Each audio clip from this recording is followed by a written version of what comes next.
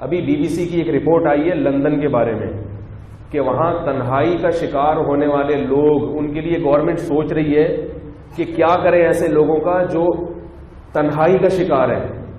جوان ہوتے ہیں نا تو دوستی بھی ہوتی ہے، تھوڑی سی جب گورا بوڑھا ہوتا ہے تو اولاد تو ہوتی نہیں، ایک آدھ بچہ اتفاق سے پیدا ہو گیا تھا تو پھر کوئی فیملی نہیں ہے. جب اولاد زیادہ نہیں ہے تو چاچے مامے بھی نہیں ہوں گے، کیونکہ دادا کی بھی جب اولاد نہیں تھی تو نہ چاچے ہیں، نہ بچوں کے مامے ہیں، نہ بہن ہے، نہ بھائی ہے. جب اولاد نہیں ہے تو نہ داماد ہے، نہ بہو ہے، نہ پوتے ہیں، نہ نواسے ہیں. پورا خاندان تو بچہ بنتا ہی بچوں سے ہے. تو آپ جا کے BBC کی رپورٹ ذرا سرچ کریں نیٹ پر، اس میں دکھائیں وحشت زدہ بوڑھے کئی مہینے گزر جاتے ہیں، ان کو بندہ دیکھنے کو نہیں ملتا. کبھی کسی کو پکڑ کے بٹھایا ہوا اس کے ساتھ لیڈو کھیل رہا ہے، کبھی کسی کو بوڑھے نے پکڑ کے بٹھایا چل میرے ساتھ کیرم بورڈ کھیل لے. تحدیث بن نعمت کے طور پہ بتا رہا ہوں، اللہ نظر بد سے بچائے. میں جب کنوارا تھا مجھے اپنی وہ زندگی بھی یاد ہے جو میں رات کو گھر آیا کرتا تھا مدرسے سے اکیلا، کیونکہ مولوی بن گئے تھے تو دوستیاں یاریاں بھی ختم. بڑی وحشت ہوتی تھی، تنہائی ہوتی تھی. میں نے نکاح کیا، لوگوں نے کہا کہ بچے دو ہی اچھے. میں اس فلسفے کو الحمدللہ شروع سے نہیں مانتا. میں کہتا ہوں وہ عقل جو قرآن و سنت کے خلاف ہے نا آپ کو تباہ کر دے گی. لوگوں نے کہا تم مولوی ہو، تمہاری تو آمدنی تھوڑی سی ہوگی، مولویوں کی تنخواہیں کتنی ہوتی ہیں، تمہارے اگر اولاد زیادہ پیدا ہو گئی کہاں سے کھلاؤ گے. میں نے کہا جس خدا نے مجھے کھلایا ہے وہ میری اولاد کو بھی انشاءاللہ کھلائے گا.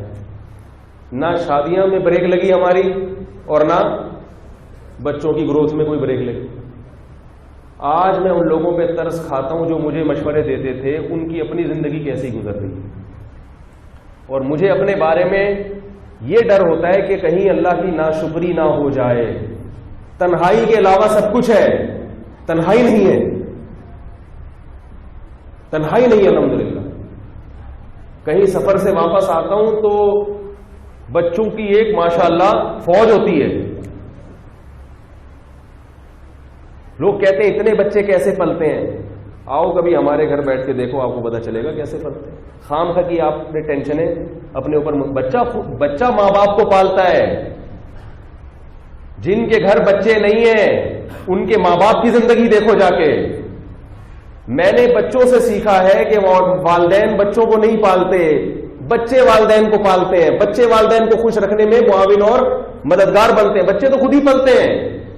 میں آپ کو مثال دے رہا تھا اپنی کہ میں دوستوں سے کہتا ہوں کہ تم لوگ مجھے تانے دیا کرتے تھے 10 سال پہلے، اللہ نے کھلا بھی دیا، بچے ماشاءاللہ بڑے بھی ہو گئے اور اتنی زبردست ذہنی تفریح کا ذریعہ بنتے ہیں. کہیں بھی آؤ تھکے ہوئے بچوں میں بیٹھ جاؤ تو 2 منٹ میں آدمی ریلیکس ہو جاتا ہے.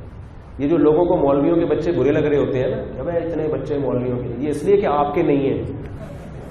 انسان کو یاد رکھو بڑوں کا کہنا ہے بیوی ہمیشہ دوسرے کی اچھی لگتی ہے، بچے ہمیشہ اپنے اچھی لگتی ہے. بعض لوگوں کو، ایسے تو نیک لوگوں کو بیوی بھی اپنی اچھی لگتی ہے، لیکن مشہور یہ ہے کہ بیوی کس کی اچھی لگتی ہے؟ دوسرے کی. اور بچے ہمیشہ اپنا بچہ کیسا ہی ٹیڑھا میڑا ہو اچھا لگتا ہے. تو یہ جو آپ کو لگتا ہے نا یہ بھائی آپ کے نہیں ہے، اس لیے اگر آپ کے ہوتے پھر دیکھو آپ کی آنکھوں کی کیسی ٹھنڈک ہوتے ہیں. اور ہر بچہ ایک عجیب چیز ہوتا ہے، نئی فلم ہوتا ہے، نئی ایسی بالکل ہی الگ اس میں چیزیں ہوتی ہیں. تو اس لیے اٹھا کر پھینک دو باہر گلی میں، نئی تہذیب کے انڈے ہیں گندے. گھر بھرا ہوا اچھا لگتا ہے. میرا بیانات کے سلسلے میں جانا ہوتا ہے بڑے بڑے مالدار لوگوں کے گھروں میں بھی، بہت بڑے بڑے بنگلے ہیں، افراد ہی نہیں ہے اس میں. خدا کی قسم ایسی وحشت ہوتی ہے، ایسے لگتا ہے یہ دیواریں کھا رہی ہیں. کیسے رہتے ہیں اس کے ہاں؟ ان میں بوڑھے کیسے رہتے ہیں؟ بڑی عمر کے لوگ کیسے رہتے ہیں؟ والدین کیسے زندگی گزارتے ہیں اس میں؟ ایک وقت آتا ہے میاں بیوی ایک دوسرے کو دیکھ دیکھ کے نا تپنا شروع ہو جاتے ہیں خود بخود ہی، چاہے کتنی محبت ہو نا. حقیقت ہے ہر گھر میں کچھ نہ کچھ دنوں کے بعد پھڈا ضرور ہوتا ہے.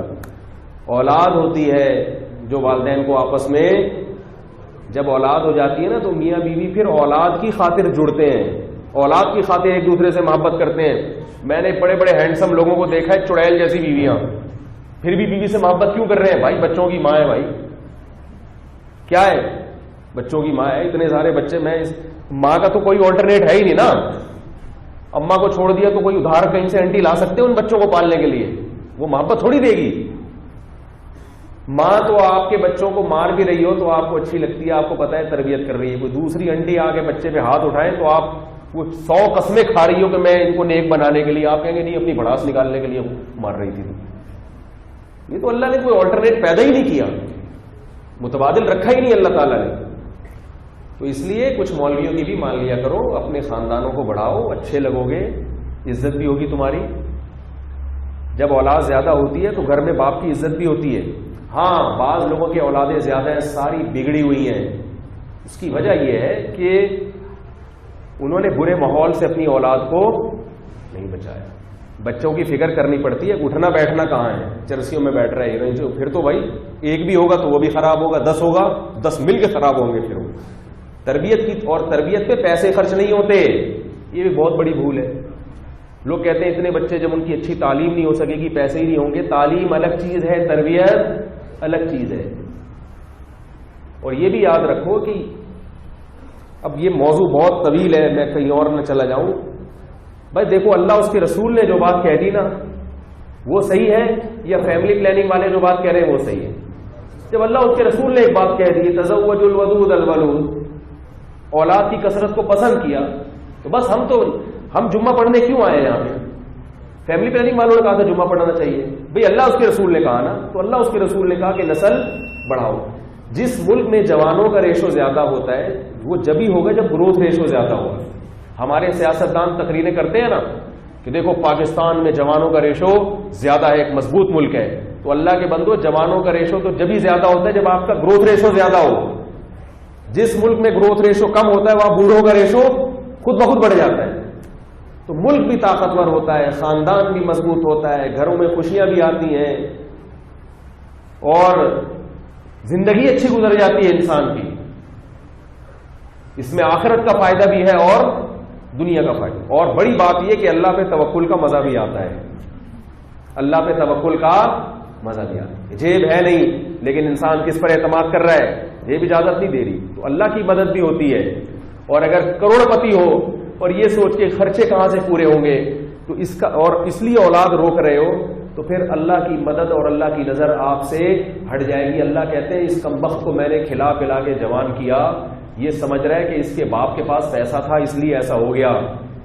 یہ میں نے نہیں کھلایا, یہ اپنے باپ کی جیب پہ دیکھ رہا ہے. اور اب کس کی جیب پہ دیکھ رہا ہے؟ اپنی جیب پہ. تو اللہ اس کو اس کی جیب کے حوالے کر دیتے. ٹھیک ہے, پھر اس میں کیلکولیشن کر کے گھر چلاؤ, کیلکولیشن کے حساب سے چل گیا تو ٹھیک ہے, نہیں چلا تو نہیں.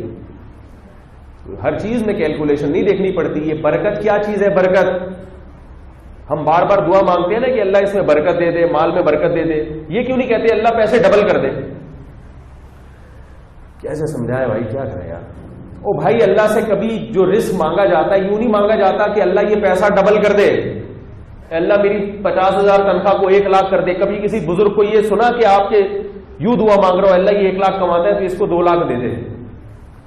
آپ نے دیکھا ہوگا اہل اللہ جب بھی کسی کو دعا دیتے ہیں تو اللہ اس کے رزق میں برکت دے دے. کیا مطلب؟ آپ کی تنخواہ 2 لاکھ ہے, برکت نہیں ہے, آپ پھر بھی وہیں کے وہیں کھڑے رہو گے.